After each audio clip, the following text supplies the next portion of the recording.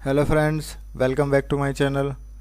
Friends, आज हम सीखेंगे रिटर्न्स के बारे में। कई बार हमने बात की है कि हमने यहाँ पे इन्वेस्टमेंट किया है, यहाँ पे इन्वेस्टमेंट किया है, इतना रिटर्न आ रहा है। बट जो रिटर्न हमारा आ रहा है, सपोज स्टॉक मार्केट से, क्रिप्टो से और म्यूचुअल फंड से, वट एवर इट इज़, जो भी कोई भी इंस्ट्रूमेंट हो, सो उसमें जो रिटर्न आ रहा है वो कैलकुलेट कैसे करना है। सपोज़ हमें कितना रिटर्न मिल रहा है, कितने टाइम ड्यूरेशन में मिल रहा है, और इसको हम कैसे कैलकुलेट कर सकते हैं। ठीक है, कई बार हमने सुना होगा एब्सोल्यूट रिटर्न है, CAGR है। So today we will understand कि एब्सोल्यूट रिटर्न, CAGR है क्या है एक्चुअली में, और इन दोनों में क्या डिफरेंस होता है। एक third type is XIRR return also, तो उसको हम किसी नेक्स्ट वीडियो में देखेंगे।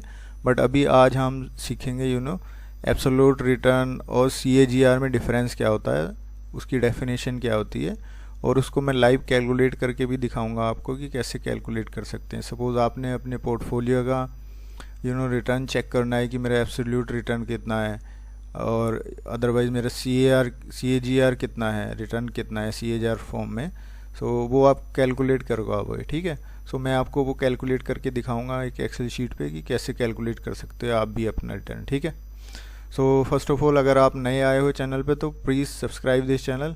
इस टाइप की वीडियोस मैं लेकर आता रहता हूँ related to financial knowledge, investing, trading in stocks, crypto and all other things so this will be very beneficial for you if you will subscribe this channel. ठीक है friends, so let's start the video. So first of all हम देखते हैं कि suppose absolute return और CAGR में difference क्या होता है। ठीक है, सो अगर हम बात करें सपोज़ कि एब्सोल्यूट रिटर्न क्या होता है। कई बार हमने सुना कि इतना रिटर्न आ रहा है किसी स्टॉक से, किसी म्यूचुअल फंड से इतना रिटर्न आ रहा है। ठीक है, सो उसको हम बेसिकली अभी अगर बात करें, अगर हम सपोज़ लमसम इन्वेस्टमेंट करते हैं कोई ना, ठीक है, सपोज़ मैं एग्जांपल लेता हूँ कि हमने जो है इन्वेस्टमेंट किया 5 लाख रुपीज़ का। ठीक है, और आफ्टर 3 इयर्स वो हो गया 7.5 लाख रुपीज़। ठीक है, इसका हम एग्जांपल लेकर चलते हैं। ठीक है, सो इसमें हम कैलकुलेट कैसे कर सकते हैं कि हमारा एब्सोल्यूट रिटर्न क्या होता है और CAGR हमारा कितना होगा, दोनों में क्या डिफरेंस है ये चेक करेंगे, और उसको जो है किस टाइप से हम कैलकुलेट कर सकते हैं वो भी हम देखेंगे। ठीक है,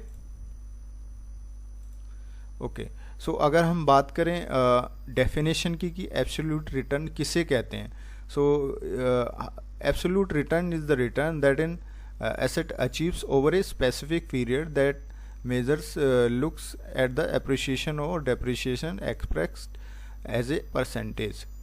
मीनिंग कि एब्सोल्यूट रिटर्न एक ओवर एक टाइम पीरियड के बाद हमारा जो स्पेसिफिक अमाउंट है उसके ऊपर जितना रिटर्न, जितना हमारा को प्रॉफिट हो रहा है उसके बेसिस पे कैलकुलेट किया जाता है एब्सोल्यूट रिटर्न। ठीक है, इसका फार्मूला क्या होता है अगर हमने एब्सोल्यूट रिटर्न निकालना है तो investment value minus investment amount divide by investment amount multiply into 100। ठीक है, ये हमारा एब्सोल्यूट रिटर्न निकालने का फॉर्मूला होता है। ठीक है, अभी हम कैलकुलेट करके देखेंगे कि एब्सोल्यूट रिटर्न इस पे कितना आ रहा है हमारा। सपोज मैंने 3 साल के लिए अगर इन्वेस्ट किया 5 लाख रुपीज़, और उसका जो करंट अमाउंट है वो अगर 7,50,000 रुपीज़ है, तो मेरा एब्सोल्यूट रिटर्न कितना होगा अभी हम यहाँ पर कैलकुलेट करके देखेंगे। ठीक है, और अगर हम CAGR की बात करें तो CAGR क्या होता है फ्रेंड्स, इसको फुल फॉर्म होता है कंपाउंडिंग एनुअल ग्रोथ रिटर्न। ठीक है, और अगर इसकी डेफिनेशन की बात करें, अगर इसकी डेफिनेशन क्या होती है तो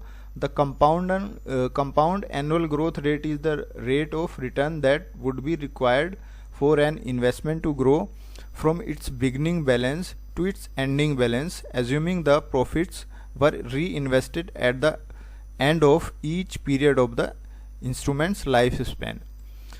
मीन्स के अगर कंपाउंडिंग एनुअल ग्रोथ रिटर्न का मीनिंग क्या है कि सपोज आपने जो 3 साल के लिए सपोज 5 लाख रुपीज़ जो इन्वेस्ट किए, ठीक है, और फर्स्ट ईयर में सपोज 5 लाख रुपीज़ पर आपके 10% रिटर्न आया। ठीक है, 10% एब्सोल्यूट रिटर्न आया। ठीक है, उसके बाद जो प्रॉफिट हुआ सपोज 10% का, उसको भी री इन्वेस्ट कर दिया गया फॉर सेकेंड ईयर के लिए। ठीक है, सेकेंड ईयर के लिए आपने उसको री इन्वेस्ट कर दिया। ठीक है, उस टोटल अमाउंट पर फिर कुछ रिटर्न आया absolute return.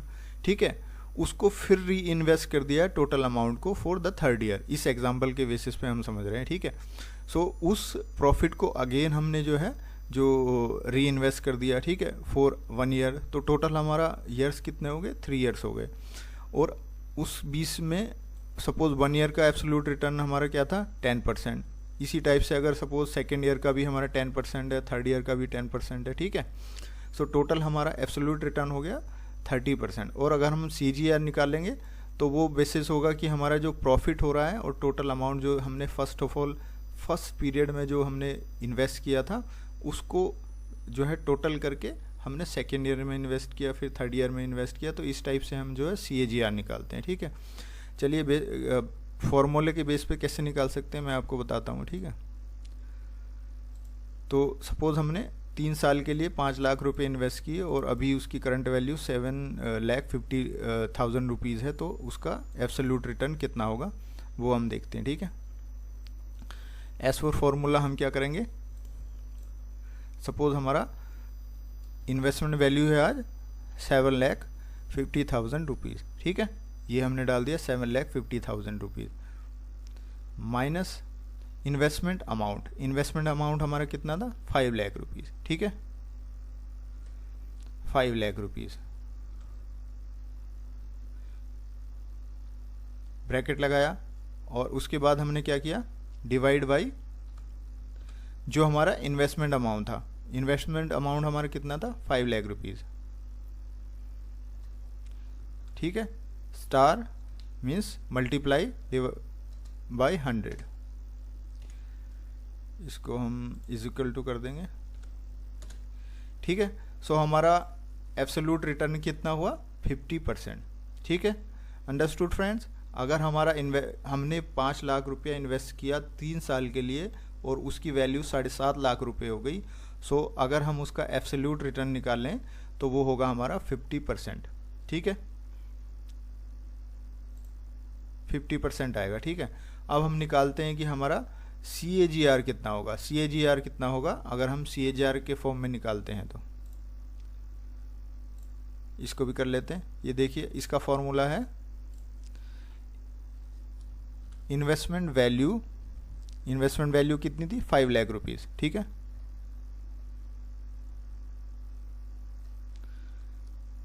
Divide by investment value CAGR का फॉर्मूला। अब हम CAGR निकालेंगे। CAGR का फॉर्मूला क्या है, इन्वेस्टमेंट वैल्यू कितनी थी हमारी अभी, 7,50,000 रुपीज़, ठीक है। डिवाइड बाई इन्वेस्टमेंट अमाउंट कितना है हमारा फ्रेंड्स, 5 लाख रुपीज़, ठीक है।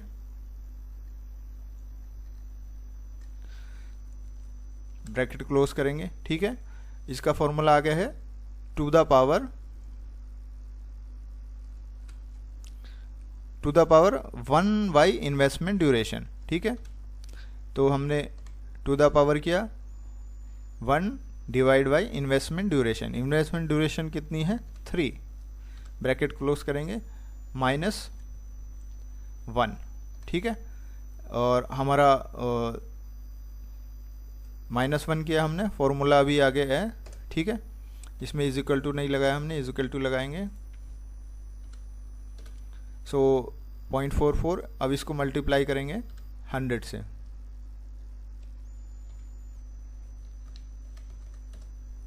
ठीक है। सो हमारे एब्सोल्यूट रिटर्न आया 50%, जबकि हमारा CAGR आया 14%, ठीक है। तो इसका मीनिंग समझ गए आप।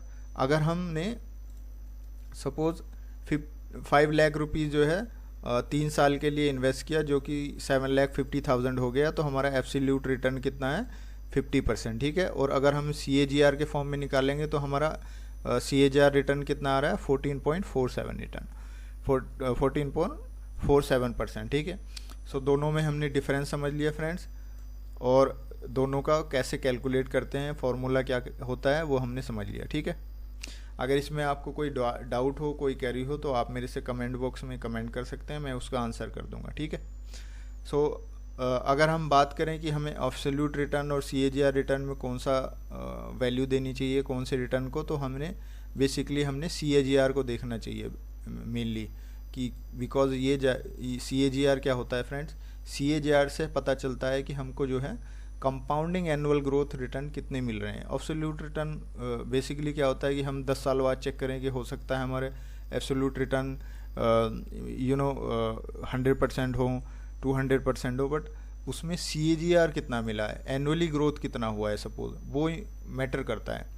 हो सकता है कि आपको जो है 200% रिटर्न मिल रहे हों, बट ये भी डिपेंड करता है कि पहले साल जो है आपका रिटर्न माइनस में हो, सेकेंड ईयर में माइनस में हो, फिर थर्ड ईयर में ऑब्वियस सी बात है थर्ड ईयर में हो सकता है आपका डबल हो गया हो पैसा, ठीक है। सो इस टाइप से जो है हम CAGR और एब्सोल्यूट रिटर्न जो है डिफरेंस कर सकते हैं, और इसको जो है हम चेक कर सकते हैं कि हमारे जो अमाउंट है, हमारे जो पोर्टफोलियो है, उसमें हमें कितना रिटर्न मिल रहा है, ठीक है। सो आज के लिए इतना ही फ्रेंड्स, मिलते हैं नेक्स्ट वीडियो में, और नेक्स्ट वीडियो में हम सीखेंगे कि XIR रिटर्न क्या होता है और उसको हम कैसे कैलकुलेट कर सकते हैं, ठीक है। Till then bye bye.